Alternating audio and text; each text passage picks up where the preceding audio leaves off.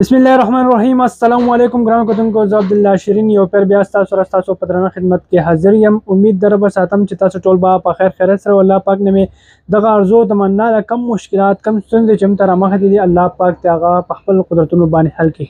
ون ویلینګ بیا دغه د موت کیل شروع دی او په دغه کې ډېر نوجوانان ښکلي ځوانان دې دنیا نه لاړل.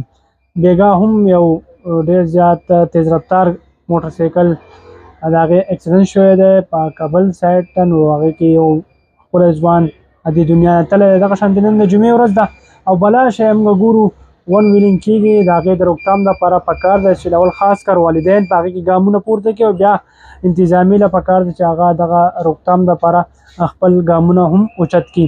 که زه د دوو ځایونو خبره وکړم، اوس نن سبا چونکې سوشل میډیا دور دی، هر سړی خبرېږي.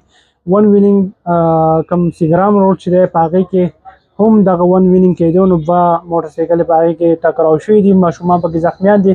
دغه شانتې د سوات د ډهره سیمه چې ده کابل سایډ ته، نو په هغې کې هم دغه ون ویلینګ شروع، په هغې کې هم دغه دوه موټرسایکلې په هوا شوي دي او مقامي ذرایع وایي خلک چې دغه کسان ډېر زیات زخمیان دي.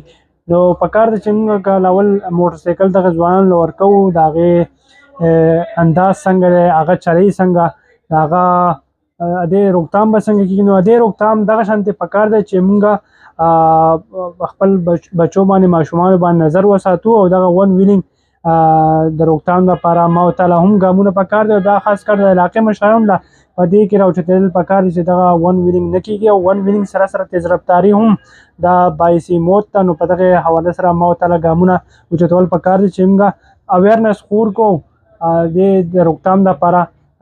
انتظامي له اعلی چارواکو له چاک چوبند ګامونه اوچتول پکار دی چې هغه ماشومان جرمانه کړي، موټرسایکلې دې بندې کړي او والدین ور راوغواړي، بین الفي ته والي، نو هغه به بهتره وي. نو په دې حواله سره ما ورته سوچ کول پکار دي.